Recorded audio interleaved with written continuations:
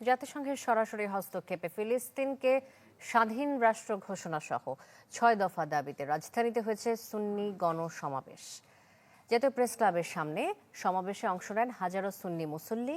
বন্ধ হয়ে যায় ওই সড়কে যান চলাচল। ফিলিস্তিন ছাড়াও বিশ্বের যে কোনো প্রান্তে মুসলমানদের ওপর জুলুমের তীব্র নিন্দা জানান সমাবেশের বক্তারা।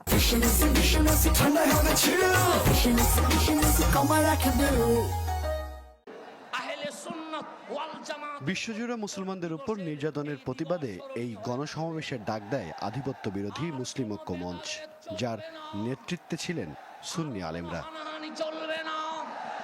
সকাল থেকে জাতীয় প্রেস ক্লাবের সামনে জড়ো হতে থাকেন সুন্নি মুসল্লিরা।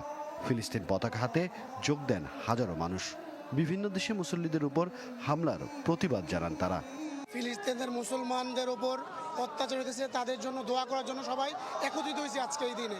আহলে সুন্নাত ওয়াল জামাতকে আমরা প্রতিষ্ঠিত করার জন্য আসছি। আমাদের মাজার খানকা সবকিছু ভেঙে ফেলেছে, সেটা রক্ষার জন্য আসছি। ফিলিস্তিনে যে ইসরায়েলি বর্বরতা, সেই ইসরায়েলি বর্বরতা অচিরে বন্ধ করে ফিলিস্তিনকে বিশ্বের বুকে একটি স্বাধীন রাষ্ট্র হিসেবে প্রতিষ্ঠা করতে চাই। জাতিসংঘের কাছে আমরা এই প্রস্তাব দিচ্ছি, অতি শীঘ্রই যেন গাজা ও ফিলিস্তিনের উপর হামলা বন্ধ হয়। এই জমায়েতে ছিলেন দেশের বিভিন্ন খানকা ভিত্তিক আলেম ওলামা ও পীর মাশায়েখ। সমাবেশ শেষে মঞ্চ থেকে পাঠ করা হয় ঘোষণাপত্র। এতে জাতিসংঘের সরাসরি হস্তক্ষেপে ফিলিস্তিনকে স্বাধীন রাষ্ট্র ঘোষণা সহ ৬ দফা দাবি জানানো হয়। ফিলিস্তিনে ইসরায়েলের সরাসরি হস্তক্ষেপে ইতিমধ্যে যত হত্যা হয়েছে, সকল হত্যাকাণ্ড ও হামলার আন্তর্জাতিক আদালতে তদন্তপূর্বক সুষ্ঠু বিচার নিশ্চিত করতে হবে। রাজধানীর সোহরাওয়ার্দী উদ্যানে অনুমতি না মেলায় পরিবর্তন করা হয় সমাবেশের স্থান। এর আড়ালে একটি রাজনৈতিক দলের লোকেরা বিশৃঙ্খলার চেষ্টা করেছে বলে অভিযোগ ওঠে। তাই জোরদার করা হয় নিরাপত্তা।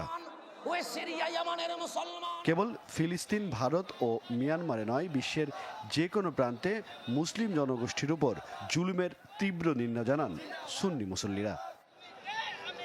হিরণ খান, চ্যানেল 24, ঢাকা।